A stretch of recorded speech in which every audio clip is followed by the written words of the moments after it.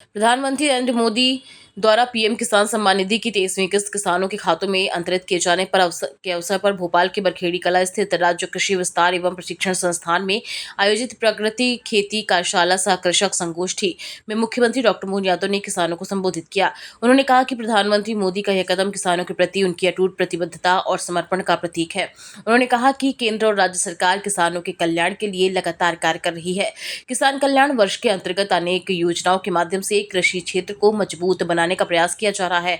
मुख्यमंत्री ने किसानों से प्राकृतिक खेती अपनाने का आह्वान करते हुए कहा कि रासायनिक उर्वरकों के अत्यधिक उपयोग से भूमि की उर्वरा शक्ति प्रभावित होती है, जबकि प्राकृतिक खेती न केवल उत्पादन की गुणवत्ता बढ़ाती है बल्कि परिवार और समाज को भी स्वस्थ रखने में महत्वपूर्ण भूमिका निभाती है। उन्होंने कहा कि यदि किसान प्राकृतिक खेती को अपनाने का संकल्प ले तो प्रदेश में कृषि और स्वास्थ्य दोनों क्षेत्रों में सकारात्मक बदलाव आएगा। मुख्यमंत्री ने इस अवसर पर प्रधानमंत्री मोदी का आभार व्यक्त करते हुए प्रदेशवासियों और किसानों को बधाई दी। वहीं अंतर्राष्ट्रीय योग दिवस के संदर्भ में उन्होंने कहा कि वे जबलपुर में राष्ट्रपति के साथ आयोजित कार्यक्रम में शामिल होंगे। जैसे बंगाल का गौरव लौटने का आरंभ हो गया है, आज का एक कार्यक्रम साक्षी है। इन परियोजनाओं का शुभारंभ गवाह है कि हमारा बंगाल अपने नए भविष्य के निर्माण में जुट गया है। बंगाल के लोगों के चेहरों की चमक, गांव-गांव में खुशी और विश्वास का भाव, मैं आपके इस आनंद में भागीदार बनने के लिए आया हूं। आपका एक वोट, एक चुनाव कितना कुछ परिवर्तन कर सकता है, ये बंगाल में साफ साफ नजर आ रहा है। परिवर्तन भालो लागे से मैं इस अवसर पर बंगाल के लोगों को और सभी देशवासियों को इस आयोजन की पश्चिम बंग दिवस की बहुत बहुत बधाई देता हूं। साथियों, आज आप सभी की मैं स्वच्छता से स्वागत पहल के लिए भी बोले भगवान बलराम की जय, गोपाल कृष्ण भगवान की जय। हम सबका सौभाग्य है यशस्वी प्रधानमंत्री के नेतृत्व में वर्तमान का समय हम सबके लिए ऊर्जा उमंग उत्साह के साथ राम राज्य की कल्पना को साकार होते दिखाई दे रहा है। हमारे लिए ऐसा समय परमात्मा करे। हमने विक्रमादित्य का सुशासन नहीं देखा, राजा भोज के शासनकाल के बारे में भी सुनते हैं, लेकिन आज हमारे नेता नरेंद्र मोदी जी के लिए, उनके मन में किसान कल्याण के लिए, गरीब के लिए, महिला के लिए, युवा के लिए जो भावना है, वाकई वो अद्भुत है।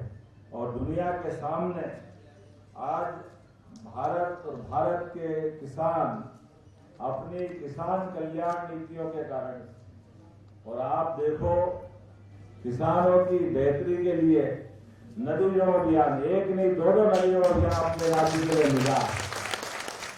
और बिजली, पानी, सड़क, किसान के लिए किसान सम्मान निधि।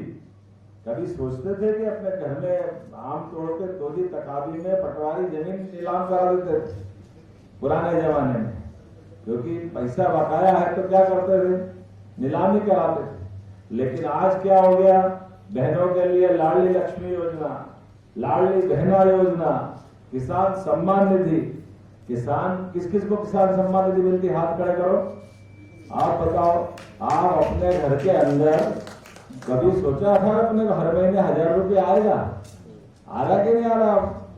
6 महीने उनके, 6 महीने अपने, तो इंटरवल बाद और इंटरवल पहले, तो ये जो आनंद है। लेकिन आज इतना ही नहीं, एमएसपी पे आप कांग्रेस के लोग कभी दरवाजे आए तो प्रश्न पूछना कि 1956 में मध्य प्रदेश बना था और 56 के बाद 2002-3 तक कांग्रेस की सरकार अधिकांश समय रही, लेकिन गेहूं का भाव क्या था? 350, 400, 450। अभी 20 साल पहले था कि नहीं था? 55 साल में कहा 1956 में 100 रुपए क्विंटल का आसपास गेहूं मिलता था, लेकिन 55 साल तक खाली 400 रुपए भी नहीं बढ़ा। और आज अपनी सरकार 2625 में तोल रही कि नहीं तोल रही अपने किसान कल्याण के माध्यम से। और सोयाबीन का भवंतर, सोयाबीन बेच के हम आए खेत में से, और भवंतर का पैसा अपने पास आया कि नहीं आया? ये अपनी सरकार का काम करने का तरीका है। किसानों के लिए और दूध उत्पादन के लिए भी अब तो आगे जाकर के प्राकृतिक खेती को बढ़ावा देने के लिए ये तो अब हमारे लिए और अच्छा है। 10-20 साल पहले तक हमारे यहाँ तो कोई खाद डलते नहीं था रासायनिक। मेरे भी खेत में मैंने भी खेती करी, कहाँ चक्कर में पड़े। अपने को तो यही समझा था यूरिया डालो, डीएपी डालो, 12-32-16 करो, ये करो वो करो। अपन को शुरू में अटपटा ही लगता कि नहीं लगता।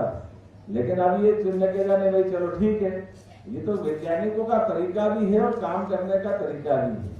जैसे पहले कोई जल जाता, कोई का हाथ बात, तो डॉक्टर कहते समझदार हो, पानी मत डालना, फफोले पड़ जाएंगे, ऐसे कहते थे ना।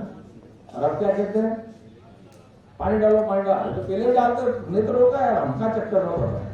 फिर जो समय के साथ अब आज प्राकृतिक खेती की बात कितनी अच्छी लगती है, और प्राकृतिक खेती के माध्यम से हम अपनी रासायनिक जो खासकर बंजर जमीन बना रहे हैं, इससे बचाव के लिए रास्ता है। और अब तो कृषि कल्याण वर्ष में अपन गोपालन को बढ़ावा दे रहे हैं। और गोपालन भगवान कृष्ण ने दूध पी के तो कंस को मारा घर में, और क्या करा कि नहीं आने आया कि नहीं आया?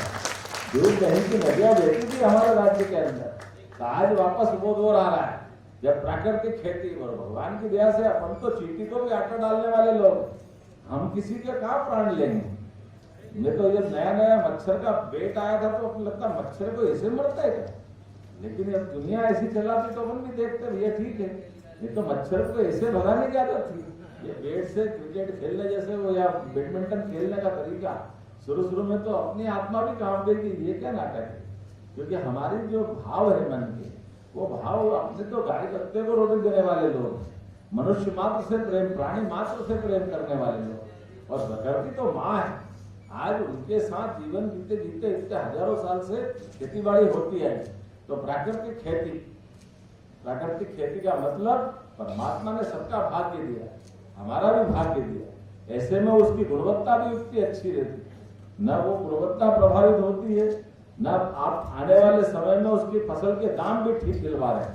इसलिए आज के इस दौर में प्राकृतिक खेती के आधार पर अपने को विदेशी खाद और विदेशी जो नया संकट है उससे अपने आप को मुक्त रखने के लिए अपना देसी गेहूं का जो स्वाद था, देसी ज्वार का जो स्वाद था, देसी बाजरा का जो स्वाद था, ये आज के इस बीज में आता है क्या? ना पौष्टिकता आती। जो पुराना खान पान जिनने खाया, अब अपने लिए कैंसर की बीमारियां तो फैल रही है। ये तमाम प्रकार के इस प्रकार के गैर प्राकृतिक खेती जो करते हैं, दवाई डालते हैं, दवाई के आधार पर कैसे खाद भी डलता है।